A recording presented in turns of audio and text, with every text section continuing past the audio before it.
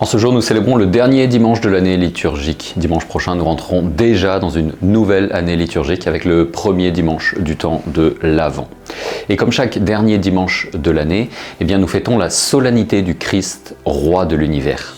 Donc l'Église aujourd'hui nous invite, à travers les textes de la parole de Dieu, à contempler tout l'univers qui nous entoure, de l'infiniment petit à l'infiniment grand, de l'atome aux galaxies, du visible à l'invisible, du matériel au spirituel, du corps à l'âme, des minéraux aux végétaux, aux animaux, aux humains, aux anges même, du connu à l'inconnu. Bref, aujourd'hui, nous sommes, invités à contempler l'univers, toute la création, mais non pas pour lui-même, mais pour remonter vers son roi, qui est le Christ, roi de l'univers. Lorsque Dieu créa l'univers, c'est ce que nous raconte le livre de la Genèse, tout était parfaitement ordonné. Il sépara la lumière des ténèbres, il sépara le ciel et la terre, il créa une profusion de bonnes et de belles choses, et tout ce qu'il créa était bon. Mais le péché, c'est toujours le livre de la Genèse, introduisit un désordre dans l'univers, dans l'harmonie, dans l'ordre de l'univers. Pour être plus exact, le péché introduit un triple désordre dans l'univers. Un premier désordre en nous-mêmes, un second désordre entre nous et un troisième désordre avec Dieu. En nous, l'harmonie qui existait entre notre chair et notre esprit a été rompue par le péché. Il y a la loi de la chair et la loi de l'esprit qui combattent en nous, en notre âme. La loi de la chair, c'est fuis la souffrance et recherche le plaisir. La loi de l'esprit, c'est fuis le mal et recherche le bien. À l'origine, ces deux lois, la loi de la chair et la loi de l'esprit, étaient parfaitement harmonieuses. Mais c'est le péché qui a rompu cette harmonie. Premier désordre de l'univers, en nous-mêmes. Deuxième désordre, entre nous. L'harmonie qui existait entre les hommes a été rompue. Dieu a créé les hommes pour qu'ils vivent en communion entre eux, unis avec, comme des frères.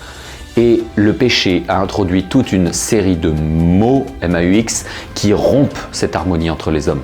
L'envie, la jalousie, l'indifférence, l'individualisme, la séduction, la domination, la logique de pouvoir, l'objectivation, regarder l'autre comme un objet, etc., etc.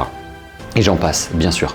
Donc le deuxième désordre dans l'univers qui est lié au péché, c'est l'harmonie qui a été rompue entre les hommes.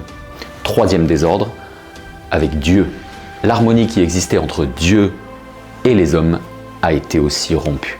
L'homme se cache de Dieu. Adam se cache derrière un buisson après le péché. L'homme a peur de Dieu. L'homme se méfie de Dieu.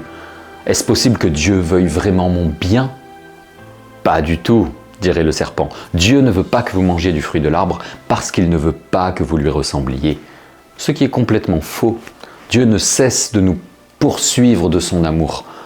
Et nous nous cachons de lui, le considérant comme un ennemi, ou pire, refusant non pas de croire en sa bonté, mais refusant de croire en son existence même. Voilà donc les trois désordres qui sont introduits dans l'univers par le péché. Et les trois harmonies qui ont été cassées.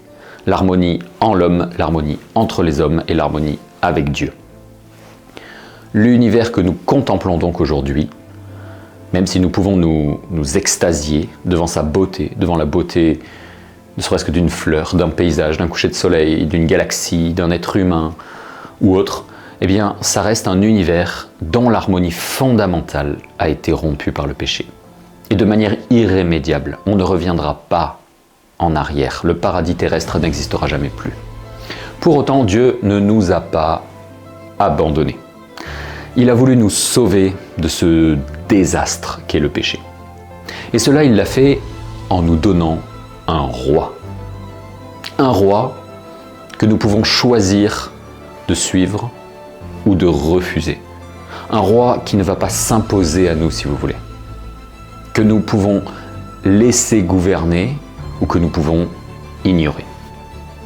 Bien sûr, nous sommes invités à le laisser gouverner en nous-mêmes pour restaurer une nouvelle harmonie entre notre chair et notre esprit. Nous sommes invités à le laisser gouverner entre nous pour restaurer une nouvelle communion entre les hommes. Et nous sommes invités à le laisser gouverner dans notre relation avec Dieu parce que c'est lui qui la restaure. Ce roi, vous l'avez compris, c'est Jésus, le Christ, le roi de l'univers que nous célébrons solennellement aujourd'hui en ce dernier dimanche de l'année liturgique. La deuxième lecture de ce dimanche de saint Paul aux Colossiens nous dit que par le Christ, tout est réconcilié. Sous-entendu, tout l'univers est réconcilié. Et comment ? Comment est-ce que cette réconciliation s'opère ? Et c'est là que nous pouvons être surpris.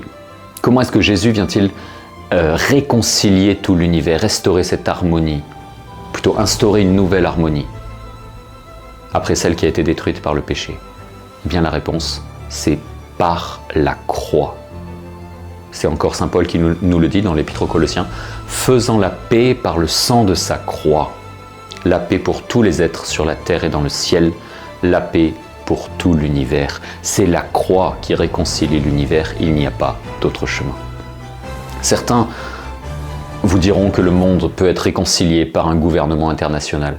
Certains vous diront que le monde peut être réconcilié par une méga intelligence artificielle. Certains vous diront que le monde peut être réconcilié par un renouveau politique, un renouveau économique, social ou autre. L'Épître aux Colossiens est clair. C'est la croix et seulement la croix qui réconciliera le monde et qui donnera la paix au monde. Le roi de l'univers, le seul, c'est le Christ, que nous célébrons solennellement aujourd'hui. Et il est pleinement roi lorsqu'il est cloué sur la croix. Je vous donne juste un exemple pour justifier ce que je viens de dire. Un jour, Jésus, donc qui commençait dans sa vie publique à être un prédicateur et un thaumaturge connu, il va faire asseoir 5000 personnes sur un pré d'herbes fraîches et il va faire le miracle extraordinaire de multiplier 5 pains pour nourrir cette foule de 5000 hommes. Qu'est-ce qui se passe alors ? La foule, voyant ce miracle extraordinaire, elle est nourrie par un seul homme, eh bien elle veut l'acclamer comme son roi. Et que fait Jésus ? Jésus fuit dans la montagne. Il refuse le titre de roi. 2 ou 3 ans plus tard, Jésus monte à Jérusalem pour y être crucifié. Et là, alors qu'il rentre solennellement dans la ville, il se laisse acclamer par le peuple réuni en foule pour la fête de Pâques à Jérusalem. Béni soit celui qui vient au nom du Seigneur, béni soit notre roi. Celui qui vient au nom du Seigneur, référence à David, le roi du peuple d'Israël. Béni soit notre roi. Pourquoi, après la multiplication des pains, Jésus refuse le titre de roi et avant la crucifixion, il l'accepte ? Eh bien tout simplement parce qu'il n'y a pas de lieu où Jésus soit plus roi que sur la croix. Jésus gouverne l'univers sur la croix. Il restaure l'harmonie perdue par le péché, par ce triple désordre dont nous avons parlé, par sa mort sur la croix. Vous savez, le propre du roi, c'est de chercher le bien commun de son peuple. Eh bien, c'est exactement ce que Jésus fait en restant sur la croix. Il cherche notre bien. Dans l'Évangile que nous propose l'Église aujourd'hui pour cette fête du Christ roi, nous retrouvons justement Jésus sur la croix. C'est pas pour rien que l'Église nous donne dans sa sagesse cet évangile à méditer aujourd'hui. Au-dessus de sa tête, de la tête de Jésus, une inscription qui indique INRI, Jesus Nazarenus Rex Iudeorum, Jésus de Nazareth, le roi des Juifs.